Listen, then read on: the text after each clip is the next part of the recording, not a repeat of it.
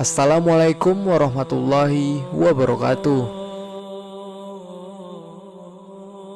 Ketika wafat, Rasulullah Shallallahu Alaihi Wasallam dimakamkan di kamar Siti Aisyah radhiyallahu anha, yang saat ini berada di kawasan Raudah, Masjid Nabawi, Madinah. Di samping makam Rasulullah juga terdapat makam para sahabatnya, yakni Abu Bakar As-Siddiq dan Umar bin Khattab. Sejarah mencatat bahwa terdapat beberapa upaya pencurian jasad Nabi Muhammad Shallallahu Alaihi Wasallam. Namun, berkat perlindungan Allah Subhanahu Wa Taala, tindakan jahat tersebut pun gagal.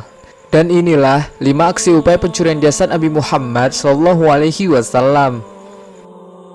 Kisah pencurian jasad Rasulullah yang pertama dilakukan pada masa Al-Hakim bi Amrillah Al-Ubaidi. Al-Hakim merupakan seorang raja dari Daulah Fatimiyah. Peristiwa itu tertuang dalam buku sejarah Masjid Nabawi Asy-Syarif yang ditulis Muhammad Ilyas Abdul Ghani.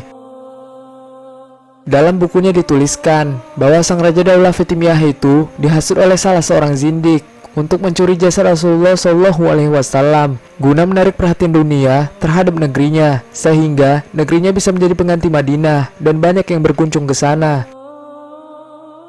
Saat malam perencanaan pencurian tiba, rencana jahat itu pun gagal karena Allah Subhanahu Wa Taala mengirimkan angin besar ke Madinah sehingga membuat bumi terguncang hebat. Upaya pencurian yang kedua masih pada masa Al-Hakim bi Amrillah Al-Ubaidi. Meski Al-Hakim sempat gagal ketika hendak mencuri jasad Rasulullah Shallallahu Alaihi Wasallam, hal itu tidak memberikannya efek jera, malah ia berupaya untuk melakukannya kembali. Kali ini, ia menyuruh prajuritnya untuk memasuki Madinah. Rencana itu pun berjalan dengan mulus, karena prajurit Al-Hakim berhasil masuk ke Madinah dan menggali tanah untuk membuat terowongan menuju makam Rasulullah Shallallahu Alaihi Wasallam. Tetapi, rencana itu pun terpaksa gagal untuk kedua kalinya. Ketika ia sedang menggali tanah, terdengar seruan di tengah masyarakat Madinah, "Nabi kalian akan digali kuburannya." Mendengar itu, masyarakat langsung cepat merespon. Mereka pun akhirnya menangkap prajurit Al-Hakim yang tengah berupaya menggali terowongan. Ia pun langsung diberikan hukuman. Sesungguhnya, hanya pertolongan dari Allah yang dapat menghentikan niat jahat itu. Upaya pencurian yang ketiga dilakukan oleh bangsa Eropa. Dalam kitab Fusul min Tarikhi Al-Madinah Al-Munawwarah, sejarawan Ali Hafiz menuliskan bahwa para penguasa Eropa bersepakat untuk mencuri jasad Rasulullah ketika kondisi umat Islam sedang melemah, yakni pada masa Perang Salib tahun 1164 Masehi atau 557 Hijriah. Pada musim haji, mereka mengutus 2 orang Eropa untuk melancarkan niat jahatnya tersebut. Kedua orang itu menyamar sebagai jemaah haji dari Andalusia. Di Madinah, mereka mengintai kondisi sekitar terlebih dahulu. Setelah melakukan pengintaian, akhirnya mereka pun menyewa sebuah rumah yang berada di sekitar Masjid Nabawi.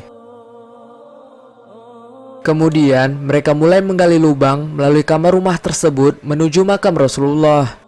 Aksi itu pun berhasil digagalkan. Pertolongan Allah Subhanahu Wa Taala hadir melalui seorang hamba yang soleh, yakni Sultan penguasa Mesir dan Surian yang bernama Sultan Nuruddin Mahmud bin Zangki. Sultan Mahmud bin Zangki bermimpi bertemu dengan Rasulullah. Dalam mimpinya, ia ditunjukkan 2 wajah orang Eropa tersebut. Lalu Rasulullah berkata, "Wahai Mahmud, tolonglah aku dari 2 orang ini."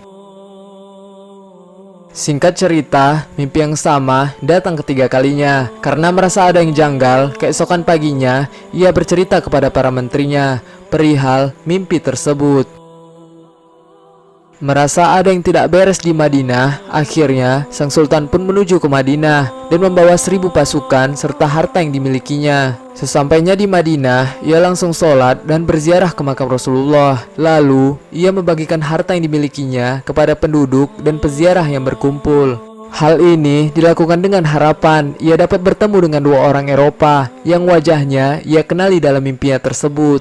Sayangnya, upaya itu gagal. Ia tidak dapat melihat 2 orang asing tersebut. Sultan pun akhirnya bertanya kepada mereka, apakah ada yang belum mendapatkan hadiah? Kemudian, salah satu penduduk di sana pun menjawab, ada 2 orang jamaah haji yang belum mendapatkannya. Penduduk itu pun menceritakan bahwa 2 orang asing itu soleh dan kaya, sehingga mereka dianggap tidak perlu mendapatkan hadiah atau sedekah.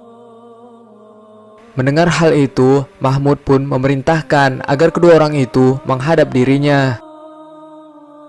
Ketika dilihat, ternyata dua orang tersebut mirip dengan yang ada di mimpinya. Keduanya pun diinterogasi. Awalnya, mereka mengaku sebagai peziarah muslim. Namun, jawabannya terdengar tidak yakin dan berbelit-belit. Seiring waktu, akhirnya mereka pun mengaku sebagai tentara salib yang sedang melaksanakan tugas suci untuk mencuri jasad Rasulullah. Kemudian, keduanya pun dihukum mati. Upaya pencurian keempat dilakukan oleh sejumlah perampok. Saat itu, sejumlah orang tersebut tengah mencuri dan merampok kafilah jamaah haji. Kemudian, mereka bertekad untuk menggali makam Rasulullah. Mereka pun terang-terangan mengatakan niatnya, yakni ingin mencuri jasad Rasulullah SAW. Ketika para perampok itu menuju ke Madinah dengan kapal laut, disitulah usahanya menjadi gagal. Allah SWT mengirimkan pertolongannya melalui sebuah kapal yang disiapkan dari Mesir Al-Iskandariyah untuk membuntuti para perampok tersebut. Kemudian mereka pun tertangkap dan dipenjara. Usaha pencurian yang kelima dilakukan oleh 40 orang Aleppo.